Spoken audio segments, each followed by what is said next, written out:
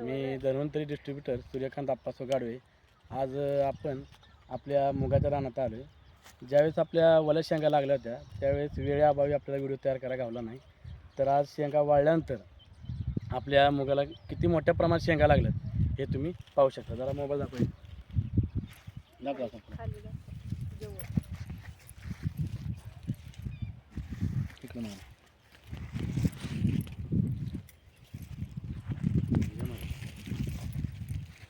तर आपण सुरुवातीला रान तयार करताना आपलं DAP गोप्रो हे बॅग आपण सुरुवातीला वापरली होती आणि त्याच्या जोडीला आपलं RPS 76 ग्रॅन्युल दाणेदार हे मिक्स करून आपण रान तयार करून घेतलं होतं.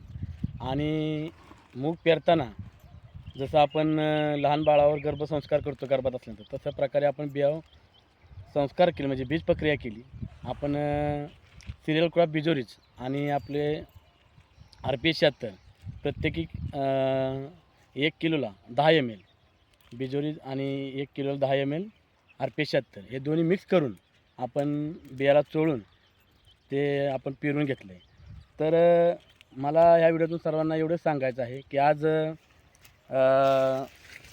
सर्वांचे मूग आहेत पण सगळ्यांना एवढ्या मोठ्या प्रमाणात शेंगा लागलेल्या नाही. आणि ज्यांना कुणाला लागलेल्या आहेत तर त्यांच्या शेंगा त्या वाकड्या आहेत किंवा त्यात दाणे कमी आहेत किंवा ती साईज कमी जास्त झाली तर आपण एक शेंग तोडून आपण त्यातले साईज पण बघू शकतो किती दाणा मोठ्या प्रमाणात तयार झाला आहे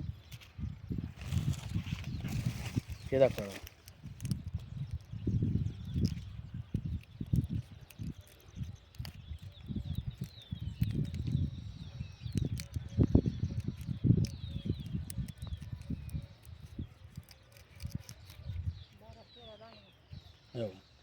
तर एका शेंगामध्ये आपल्या जवळजवळ 12 ते 13 दाणा आहेत.